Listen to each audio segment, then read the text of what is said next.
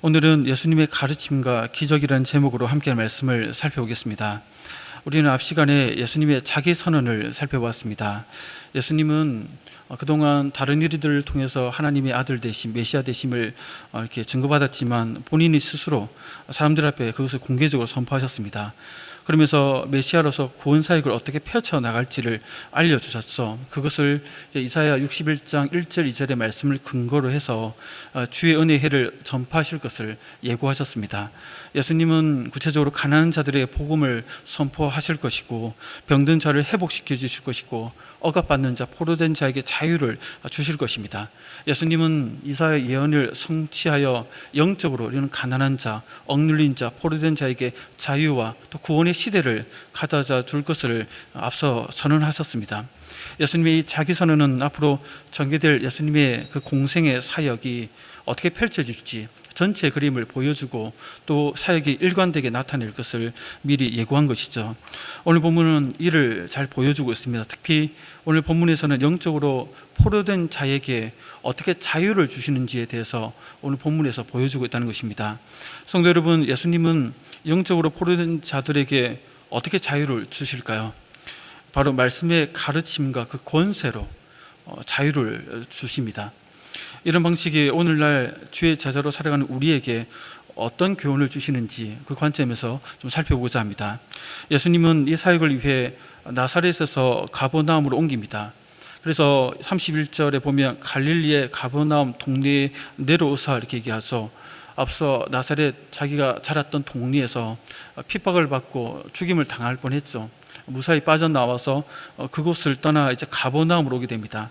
가버나움에 오실 때 표현이 동네로 내려온다 이렇게 표현하죠. 그러니까 나사렛은 좀 높은 산지에 있다면 가버나움은 갈릴리 호수 인근에 있었기 때문에 저지대, 낮은 지대에 있었습니다. 그래서 내려온다 이렇게 표현을 하고 있는 것이죠.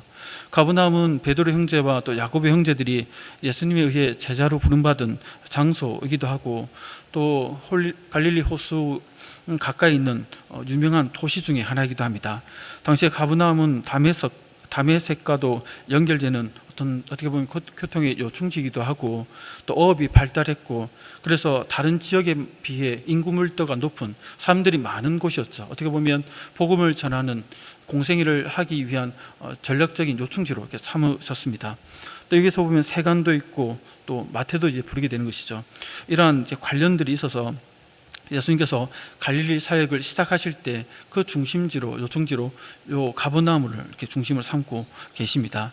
특히 예수님은 이 사역을 시작하실 때 그 사역의 그 장소, 공간을 볼 때 안식일, 회당 중심으로 이 사역을 펼쳐 나가십니다.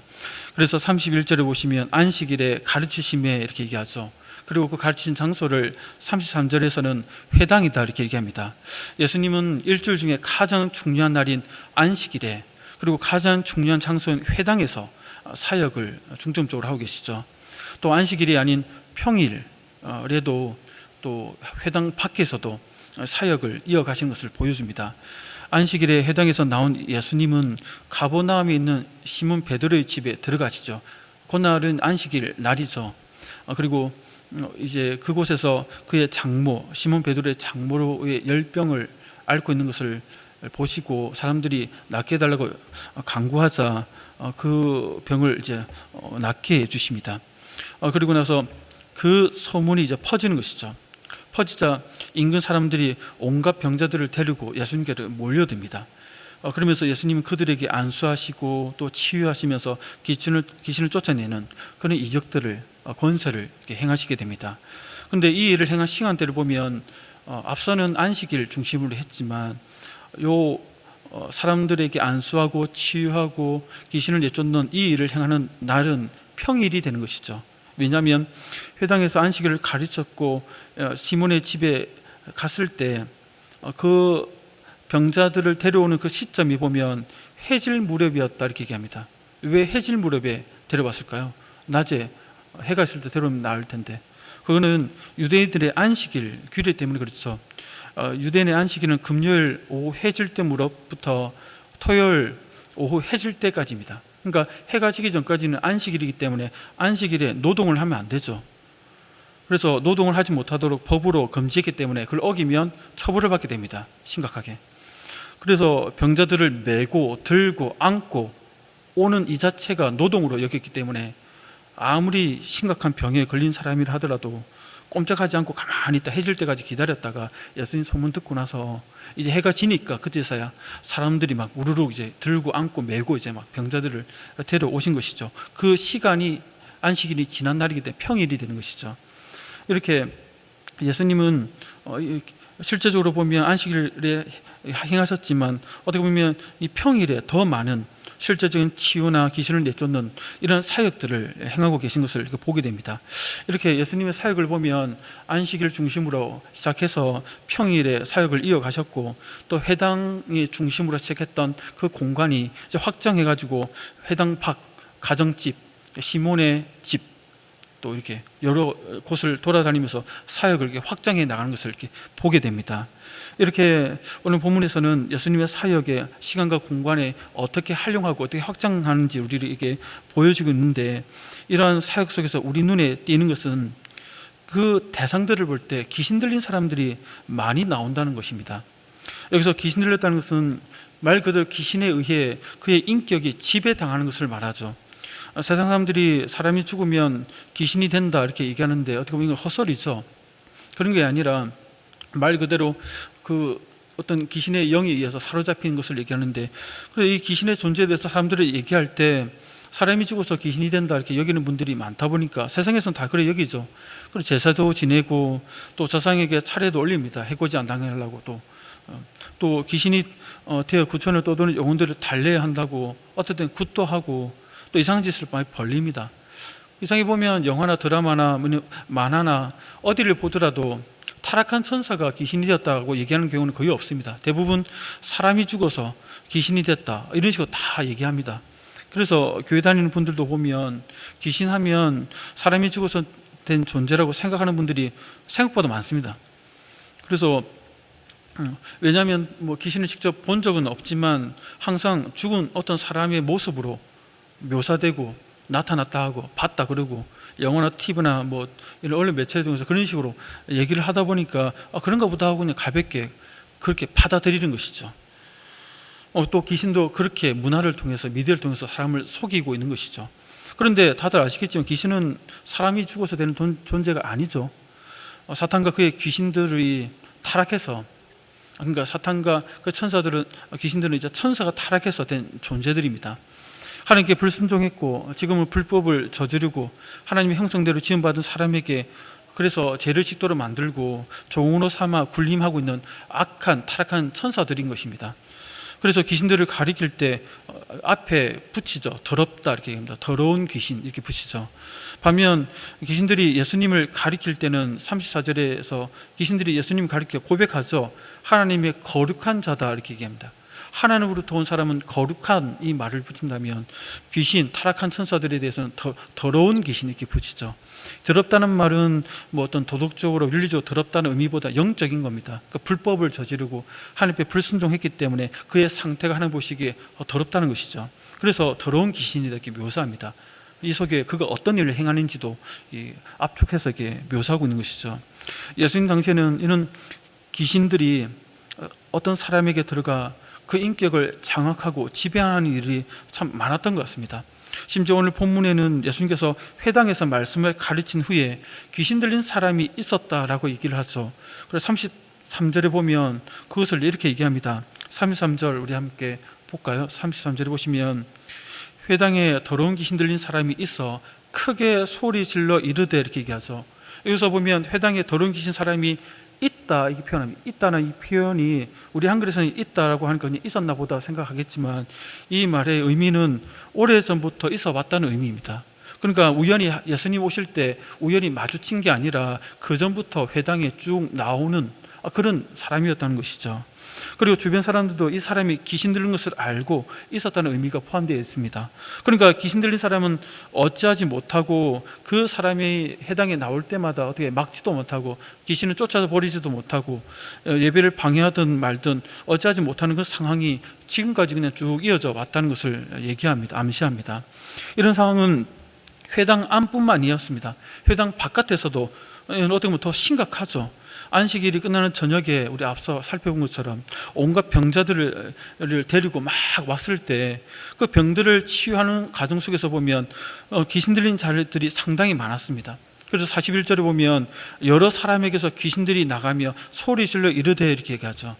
예수님 당시에 이렇게 귀신 들린 사람들이 얼마나 많은지 모릅니다.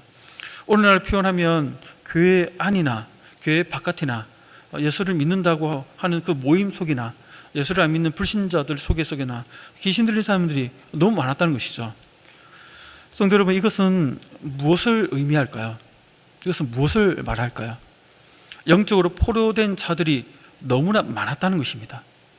영적으로 사로잡혀 있고 매여 있는 자들, 자유가 없고 억압되어 있고 갇혀 있고 사로잡힌 자들이 너무 많았다는 것이죠. 예수님께서 성령의 기름 부으심 가운데 메시아로서 하나님의 아들로서 주의 은혜의 해를 선포해야 할 그 대상의 형편, 너무 많았고 그들의 형편이 너무나도 절박했다는 것을 말하고 있습니다. 특히 영적으로 포로된 자에게 예수님이 주시는 자유가 얼마나 그들에게 필요했는지를 우리에게 보여주고 있습니다. 오늘날 우리 한국교회의 영적인 토양을 살펴보면 예수님 당시의 상황과는 너무나 좀 다르다고 느낍니다. 여러분들도 아마 그렇게 좀 느끼시겠죠. 그 예수님 당시의 상황이고 우리는 뭐 귀신 들린 사람 뭐 본 적도 없는 것 같고 들은 적도 거의 없는 것 같고 뭐 그렇게 생각하시는 분 많습니다. 사실 또 그렇죠. 여러분들 중에 혹시 귀신 들린 사람이 있다는 얘기 들어보신 적 있으십니까? 최근에 귀신 들린 사람을 본 적 있으십니까? 귀신 들린 사람을 위해 가서 기도해 보신 적이 있으십니까? 과거에는 많았죠. 최근에는 많지 않은 것 같습니다. 저도 한국에서 한 15년 정도 있는 동안, 13년 정도 있는 동안 예전에는 많이 듣는 것 같은데 점점 많이 못 듣는 것 같습니다. 거의 있긴 있겠죠. 뭐 기도원이나 어떤 특별한 상황 속에서 보면. 근데 일반적으로 우리 눈에 잘 안 띈다는 것이죠. 그래 보면 이제 우리 한국교회 토양이 많이 좀 바뀌어 있는 것을 보게 됩니다. 가까운 나라 중국만 보더라도 그렇지 않습니다. 뭐 선교사로 그때 6년 정도 있었지만 이미 13년 전 이야기이기 때문에 15년 전 일이기도 하지만 그때 이제 중국에 있을 때 좀 중국 그 좀 영적인 토양이 좀 척박하죠. 좀 영적으로 보면 무질서하고 또 귀신의 역사가 좀 강하게 많이 일어납니다. 시골이나 가보면 그게 느껴집니다. 피부로 그게 막 그 압박감, 이게 막 머리가 아프고 막 영적인 존재에 대한 이게 막 이 싸움들이 있거든요. 오늘날 이제 저희가 이제 공장을 이렇게 뭐 어쨌든 지하신학교를 하고 있었는데 거기에 이제 저는 이제 보조고로 있었죠. 선교사님 도와서 이제 우리와 함께 협력하는 중국 사역자분들을 이제 통공이라고 부릅니다. 사도행전에 보면 중국어 성경이 그들을 이제 통공 이렇게 부르는데 한자 중국어로 그분들이 이제 같이 동력하면서 자신들이 해결하지 못한 일이 있으면 선교사님이 와서 또 도와달라 합니다. 그 중에 자기 마을에 어떤 자매가 있는데 귀신이 들린 것이죠. 도저히 안 되니까 선교사님한테 좀 도움을 요청해서 귀신을 쫓아 보내달라고 그 자매 20대 초반의 여자입니다. 그 데리고 왔습니다. 데려와가지고 귀신을 쫓아달라니까 선교사님이 너도 같이 좀 하자 해가지고 저는 저 문 교실에 딱 걔를 앉혀놓고 목사님은 선교사님 옆에서 이제 대적 기도하고 찬양하고 이렇게 기도하고 저는 이제 문 앞에 딱 서가 도망가지 못하도록 문에 딱 지켜서서 이제 기도하면서 이제 지켜보고 있고 뭐 그렇게 이제 몇 시간 며칠 이렇게 했죠. 하고 나서 이제 농촌에 이제 뭐 이렇게 심부름도 가야 되고 집회도 있고 하다 보면 저는 이제 왔다 갔다 해야 되니까 갔다가 오니까 선교사님 말씀이 그 자매에게서 귀신이 떠나가고 하나님을 찬양하면서 집으로 돌아갔다 이렇게 얘기하시더라고요. 그래서 너무 감사하다, 그런 일이 있다니 하나님 은혜다 하면서 했어요. 근데 그 자매가 처음 왔을 때 그 귀신 들린 사람들의 표정, 눈빛 보신 적 있으십니까? 그 표정과 눈빛에서 워샹 샤니 하면서 중국말로 너를 죽이겠다 하면서 막 이렇게 얘기하는데 그 표정이 이제 생각나거든, 눈빛하고. 그런 토양이었죠, 보면. 그런데 어떻게 보면 지금은 우리 한국교회를 보더라도 그러한 모습들이 이제는 많이 토양이 많이 바뀌었죠. 그런데 예수님 당시의 상황을 보면 어떻게 보면 중국보다 더 심각한 영적으로 포로된 자들이 너무나도 많았던 그런 시대였죠. 그것을 보여주면서 예수님은 영적으로 이렇게 포로된 자에게 자유를 주고 계십니다. 그런데 이 자유를 주실 때 어떤 방식으로 자유를 주고 계십니까? 앞서 살펴봤듯이 말씀의 가르침과 함께 그 말씀 속에서 드러나는 그 권세, 기적이라고 표현했는데 그 권세를 통해서 더러운 귀신을 쫓아내고 자유를 주고 계시다는 것입니다. 특히 안식일 회당에서 행하셨던 사역을 중점으로 좀 살펴보면 이 부분이 좀 잘 드러납니다. 안식일 회당에서 말씀을 가르치자 사람들이 반응이 나오죠. 32절에서 보면 그들이 그 가르치심에 논란이 이렇게 얘기합니다. 그러니까 오늘날 표현으로 하면 예수님께서 주일 대예배 시간에 설교를 하셨죠. 그 설교를 들었던 그 청중들이 너무나 큰 은혜와 감동을 받아가지고 입이 쩍 벌어져서 자리에 일어날 생각도 하지 못하고 다 막 그 감동 속에서 막 다 놀라고 있는 것이죠. 하지만 이 본문에서는 그 설교 내용이 무엇인지에 대해서는 구체적으로 밝히지 않아서 알 수는 없지만 그 논란 이유를 그 말씀이 권위가 있었기 때문이다 이렇게 얘기합니다. 그 말씀이 얼마나 강력하고 얼마나 생명의 역사가 강했던지, 평소에 듣지 못한 그 영적인 파가 얼마나 강했던지, 그 말씀이 얼마나 진리의 말씀이었던지 듣는 사람들을 알고 정말 그 권위에 압도돼가지고 깜짝 놀랐다는 것이죠. 당시 갈릴리에 살았던 이 사람들의 심령 속에 죄와 슬픔, 로마의 억압 속에서 얼마나 그들의 영혼 속에 힘듦이 많았겠습니까? 그런데 예수님이 그 말씀을 통해서 그들의 영혼을 깨우고 소성케 하고 힘을 주는 메시지가 선포되니까 그들이 은혜를 받고 감동을 받고 막 이렇게 너무 좋아하는 것이죠. 당시에 이런 메시지가 전해지지 않았던 것이죠. 당시에 대다수의 랍비들이 말씀을 가르칠 때 보면 그 랍비 위에 선배들이 가르쳤던 그런 견해들, 그 내용들을 재인용해서 읊는 것이죠. 그리고 또 장로들의 유전, 이런 것 전승을 통해서 또 얘기를 하고 성경 본문 자체를 풀어서 얘기하기보다는 거기에 대한 해석했던 이런 사람들의 전통과 얘기들을 맨날 이렇게 설교 시간에 얘기를 하니까 그런 서기관들과 랍비들의 설교를 들으면서 이 당시의 사람들이 마음에 그 말씀을 통한 위로와 격려와 힘과 어떤 복음의 역사를 경험하지 못하고 있었는데 예수님이 등장해가지고 말씀을 전하는데 그 말씀 속에 압도당하는 것이죠. 그러자 그 반응들이 이제 그 진리의 말씀의 권위에 다들 입이 쩍 벌려서 놀라고 있는 상황이 벌어집니다.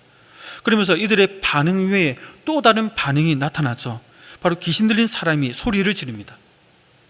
말씀이 선포되자 귀신이 견디지 못하고 발악을 하고 있습니다. 그러면서 그 귀신이 이렇게 외칩니다. 34절에 우리 같이 한번 읽어볼까요? 34절입니다. 맨 밑에 있네요. 시작. 아, 나사렛 예수여, 우리가 당신과 무슨 상관이 있나이까? 멸하러 왔나이까? 나는 당신이 누구인지를 아노니 하나님의 거룩한 자니이다. 아멘. 귀신 들린 사람이 왜 갑자기 소리를 지는지 알 수 있죠. 귀신은 예수님이 누구인지 아는 것이죠. 하나님의 거룩한 자고 또 자신들을 멸하러 왔다는 것을 알기에 두려워서 소리를 지르는 것입니다. 그런 말이 있죠. 짖는 개는 물지 않는다, 사람을. 실제로 안 무는지는 모르겠어. 물 것처럼 표정을 지어서 무섭긴 한데 어쨌든 짖는 개는 물지 않는다 이렇게 얘기하죠. 지가 겁을 먹어가지고 겁먹은 걸 커버하기 위해서 막 소리 짖죠. 이렇게 개들 보면. 그런 것처럼 귀신도 마찬가지인 것입니다. 예수님의 그 권세의 말씀이 선포되니까 그 두려움에 사로잡혀가지고 막 소리 지르면서 막 발악을 하는 거죠. 덜덜덜 떨면서. 이때 예수님은 말씀의 권세로 귀신을 꾸짖고 쫓아내십니다. 35절에 보면 예수께서 꾸짖어 이르시되 잠잠하고 그 사람에게서 나오라 하시니 귀신이 그 사람을 무리 중에 넘어뜨리고 나오되 그 사람은 상하지 아니한지라 이렇게 얘기합니다. 그러니까 예수님의 그 권세 있는 말씀 한마디에 정상적인 사람들도 은혜를 받고 막 그 압도당하고 정상적이지 않은 귀신 들린 사람도 보면 반응을 하는데 귀신이 못 견뎌서 발악을 하다가 예수님 그 한마디에 그냥 도망가 버리게 되는 것입니다. 그러면서 넘어뜨리는데 상하지 아니한지라 하면서 그 사람이 온전케 되는 역사가 이루어지게 되는 것이죠. 예수님의 권세 있는 이 한마디에 귀신이 반응도 못하고 그냥 쫓겨나게 됩니다. 귀신 들린 사람은 귀신이 나가면서 넘어졌지만 회복되고 온전케 되고, 예수님이 어떻게 영적으로 포로된 자에게 자유를 주시는지를 주변 사람들의 고백을 통해서 알려줍니다. 36절에 보면 이렇게 얘기하죠. 다 놀라 또 놀랍니다. 말씀 듣고 놀라고 귀신 쫓는 것도 보고 또 놀라죠. 더 놀라는 것이죠. 서로 말하여 이르되 이 어떠한 말씀인고 권위와 능력으로 더러운 귀신을 명하여 나가는도다, 이렇게 얘기합니다. 그 핵심이 뭐죠? 어떠한 말씀인고 그 말씀의 권위와 능력으로 더러운 귀신을 명하며 나갔다. 그래서 다들 놀라워한다, 이렇게 얘기합니다. 그러니까 예수님은 귀신을 쫓아 버린 것도 말씀의 권위와 능력으로 행하셨다는 것이죠. 그러니까 처음 회당에서 말씀을 가르칠 때도 그 말씀이 권위가 있어서 다들 놀랐고, 같은 맥락에서 예수님 영적으로 포로된 자에게도 자유를 주실 때 말씀의 권위와 그 능력으로 그 일을 행하시고 계시다는 것입니다.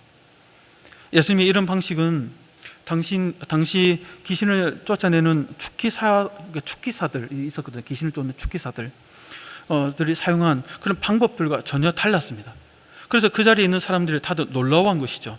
예수님 말씀으로 그저 간단하게 잠잠하게 그 사람에게 나오라 한마디로 끝내버렸는데, 당시 사람들은 그렇게 하지 않았습니다. 당시 유대인들이나 헬라인들이 사용한 전형적인 축기 방법은 여러 신들의 이름을 부르고 어떤 말수적인 그런 어떤 진언인 거, 뜻을 알 수 없는 문자들을 막 읊조리죠. 또 몇 가지 종류의 어떤 마술 도구들, 뭐 보석이나 납덩어리를 가지고 흔든다든가, 뭐 이런 어떤 특정한 어떤 제의를 행하면서 귀신을 쫓기 위해서 막 화려한 모습을 화려한 말로 막 그런 몸짓을 하면서 했는데, 예수님은 그냥 말 한마디로 그냥 쫓아버리죠. 그걸 보고 사람들이 충격을 받고 놀라게 되는 것이죠. 엄청 복잡하고 뭐 준비한 것도 없습니다. 근데 그 당시 유대인 축기사들은 많은 것을 준비하고 난리를 치지만 전혀 효과를 보지 못하는 것이죠. 그 대조를 보면서 놀라게 되는 것입니다. 우리나라도 보면 귀신 들린 사람 쫓아낸다고 무당 불러서 구슬을 하기도 합니다. 처음에는 좀 싸죠. 100단위로 시작했다가 쫓아냅니다. 쫓겨나죠. 좀 있으면 귀신 다시 들어옵니다. 그럼 이제 1000단위로 올라가죠. 더 센 구슬을 해야 되니까. 또 쫓아보냅니다. 그럼 또 돌아옵니다. 그럼 억 단위로 가야 되죠. 이렇게 뻥튀김 해가지고 호구로 삼아가지고 돈벌이를 하는 겁니다. 그런 사람들이. 이렇게 하면 뭐 어떻게 생각할지 모르겠지만 우리가 볼 때는 그렇습니다. 근데 못 쫓아보내죠. 어떻게 보면 서로 짜고 치는 거죠. 귀신이 귀신을 쫓아내려 버리지가 않죠. 예수님 말씀에 의하면. 그런 식으로 해가지고 하는 거죠. 당시에도, 예수님 당시에도 그런 사람들이 있으니까, 무속인들이 있으니까 이렇게 하지만 전혀 효과를 보지 못한 예수님의 말씀 한마디가 나가떨어지는 거 보고 다들 놀라자빠지는 겁니다. 성도 여러분, 여기서 우리가 중요하게 생각할 점이 있다는 것이죠. 그게 뭘까요? 지금 보이는 표면적인 귀신 들린 사람을 말씀을 쫓고 하는 이런 게 아니라, 이걸 좀 더 압축해서 우리의 내면적인 것들로 들여다봤을 때 중요하게 생각할 점이 있다는 것입니다. 바로 설교가 중요하다는 겁니다. 설교, 말씀을 선포하는 이 시간이 중요하다는 것이죠. 특히 주일 설교가 정말 중요합니다. 생뚱맞게 무슨 말인가 이렇게 연결이 잘 안 되시죠? 성도 여러분은 주일 설교의 중요성을 어떻게 이해하고 계십니까? 눈에 보이는 예수님의 가르침과 더러운 귀신을 내쫓는 사건을 영적으로 보면 눈에 보이지 않지만 주일 설교가 선포될 때도 우리의 내면에서 일어난다는 것입니다. 물론 우리가 귀신이 들렸기 때문에 빠져나간다 이런 의미는 아닙니다. 영적 원리를 보면 귀신 들린 것은 아니지만 사탄과 귀신이 세상 문화를 통해서 심어놓는 어떤 생각들이 우리 속에 들어옵니다. 어떤 가치관들이 우리 생각 속에 심겨지죠. 우리의 일상생활 속에서 하다 보면 묻어옵니다. 그런 생각들이 우리 인격에 영향을 끼치고 우리의 삶을 이렇게 영적으로 더럽게 만듭니다. 하나님 뜻에서 이렇게 벗어나게 만들죠. 기울게 만듭니다. 때가 묻듯이 이렇게 덕지덕지 끼어가지고 이렇게 기울게 만듭니다. 하나님 뜻대로 바라가지 못하게 만듭니다.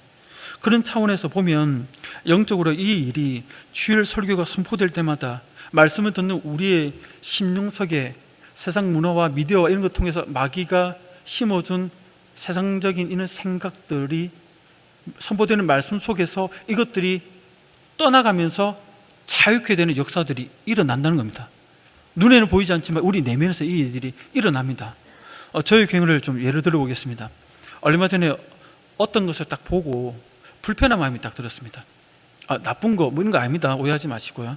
그게 뭘까? 이게 고민하지 마시고 제가 뭘 얘기하는지 잘 들어보시기 바랍니다.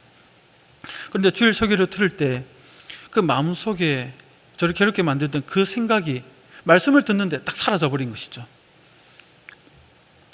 뭐 그거는 제 개인적인 이제 어떤 문제이기도 한데, 어떻게 보면 그 생각이 자연스러운 인간적으로 생각할 수 있는 생각이기도 한데, 근데 또 하나님 기준에서 보면 하나님께서 기뻐하시는 생각은 아니었습니다. 근데 이걸 벗어버리기 위해서 남대로 예를 쓰고 괜찮다 뭐 이렇게 했는데도 이게 생각이 떠나지 않고 내 마음속에 계속 머물고 있는 것이죠. 이렇게 괴롭히는 거죠. 마치 눈 아래 티끌이 딱 들어가면 눈 깜빡깜빡 할 때마다 눈 동자가 불편하지 않습니까? 그런 것처럼 내 마음이 계속 불편한 것이죠. 생각이 나고 생각하면 불편하고 벗어버리고 싶은데 벗어나지 않고 딱 붙어가지고 있고 그렇게 있는데, 그날 이제 주일 설교를 이렇게 듣고 있는데 방송실에서 하나님 뜻이 어떤 것인지 알았죠. 아는데 다시금 그 말씀이 선포될 때 다시금 하나님 뜻이 무엇인지를 확인받으면서 하나님의 기뻐하신 뜻을 평소는 알고 있었지만 그 말씀을 통해서 다시 한번 점검받고 그 선포된 가운데 내 마음이 딱 오픈이 되니까 그 말씀이 쏙 들어오면서 내 마음속에 내 불편한 생각들이 눈 녹듯이 싹 사라지는 느낌을 받았습니다. 그러면서 순간 자유케 된 것이죠. 그러면서 자유케 된 이 마음에는 평안이 자리하고 그 말씀이 딱 들어와 있으니까 내 마음이 든든해지는 것이죠. 이러한 일들이 눈에는 보이지 않지만 우리가 주일 예배를 들을 때 선포되는 말씀 가운데 우리의 마음을 오픈하면, 말로는 표현을 잘 못하지만 내 마음속에 이런 일들이 일어난다는 겁니다. 우리 속에. 앞서 말씀드렸지만 지금은 뭐 귀신 들린 사람들이 많지 않죠. 직접적으로 우리의 인격을 장악해가지고 붙들고 괴롭히는 이런 상황은 아니지만 간접적으로 멀리 서서 문화와 미디어와 여러 가지 세상적인 가치관을 통해서 우리 속에 팍팍 심어 놓는 것이죠. 만나는 사람을 통해서, 내가 보는 것을 통해서, 내가 듣는 것을 통해서, 내가 접하는 어떤 것을 통해서 나도 모르게 내 속에 들어오게 될 때 그것을 심어주는 것이죠. 그런데 내 힘으로 해결되지 않을 때 주일 교회에 와서 예배 드리는데 선포된 말씀 가운데 내 마음속에 이 생각들이 사라지면서 평안을 찾고 안정을 찾고 하나님 생각에 내 생각에 고정되고 집중되어져 버리고 자유케 되는 것이죠. 마치 빛이 비치며 어둠이 물러가듯이 선포되는 말씀이 빛처럼 우리의 심령에 딱 비춰지니까 어두운 생각들이 물러나는 것입니다. 자유케 되는 것이죠. 만약 이러한 과정들이 우리 속에 매주 일어나지 않으면 어떻게 될까요?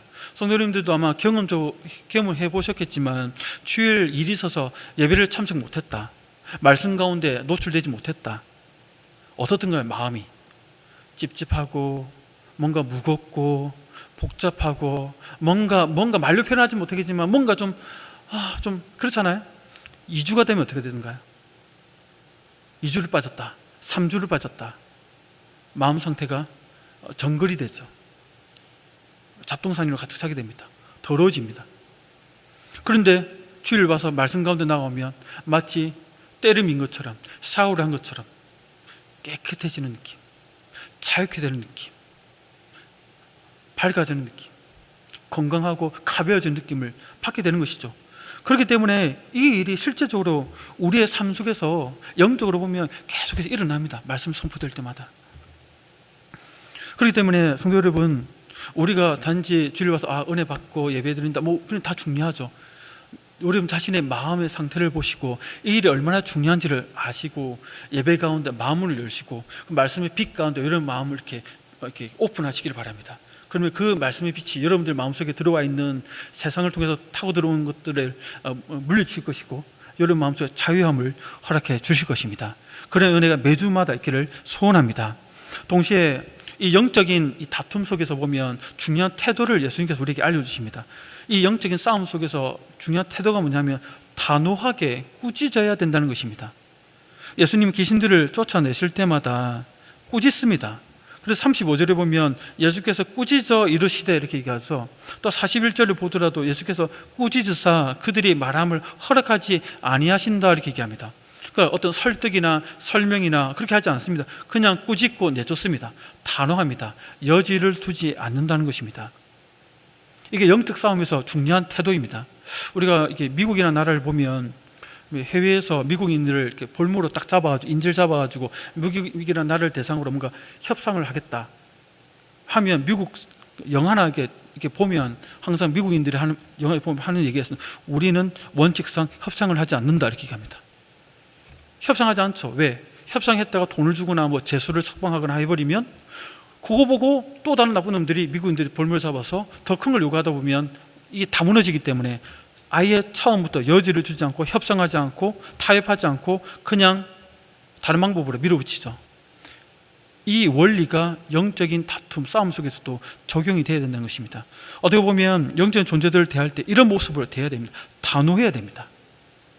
여지를 두면 안 됩니다. 협상하지 말고 타협하지 말고 그냥 꼬집고 단호하게 물리치면 됩니다. 그렇게 해야 우리의 신앙생활이 건강해지고 안전해지고 그럴 수 있습니다. 성도 여러분, 혹시나 여러분들 마음속에 어떤 생각들, 어떤 가치관들, 여러분 마음속에 어둡게 만들고 무겁게 만들고 하나님 뜻에서 계속 기울게 만드는 어떤 것들이 있습니까? 그 생각에 대해서 타협하지 마십시오. 단호하게 예수님의 이름으로 물리치십시오. 꾸짖고 내쫓아 버리십시오. 그리고 과감하게 주일 말씀 가운데 또 선포되는 말씀 가운데 여러분들의 마음을 오픈하고 노출시키십시오. 그러면 그 과정 속에서 예수님께서 우리에게 이미 이루어주신 그 자유를 다시금 누리게 하실 것입니다. 그런 은혜가 우리 성도님들 삶 가운데 날마다 있기를 소원합니다. 우리 함께 기도하겠습니다. 오늘 말씀을 생각하시면서 함께 기도하기 원합니다. 주님, 우리를 붙들어 주옵소서. 우리의 연약함 속에 우리가 의도하지 않았지만 그냥 우리 일상 속에서 하다 보면 영적으로 나도 모르게 어떤 세속적인 사탄과 귀신들이 심어준 문화 속에서 오는 가치관들이 내 속에 들어와서 마치 그게 진짜인 것처럼 또 그렇게 살아야 될 것처럼 혹은 그 갈등 속에서 있지는 않습니까? 이런 어두운 생각들이 내 마음에 자리 잡지 못하도록 말씀에 노출시키는데 더욱더 애쓰게 하여 주시고 그런 생각들에 대해서 타협하지 않고 여지를 주지 않고 예수님의 이름으로 꾸짖고 쫓아버려서 우리가 주님 뜻에 온전히 살아간 주의 복된 제자로 삶을 살아내도록 붙들어 달라고, 주 우리를 붙들어 달라고 세 번 외치면서 함께 기도하겠습니다. 주여 붙들어 주옵소서. 주여 붙들어 주옵소서.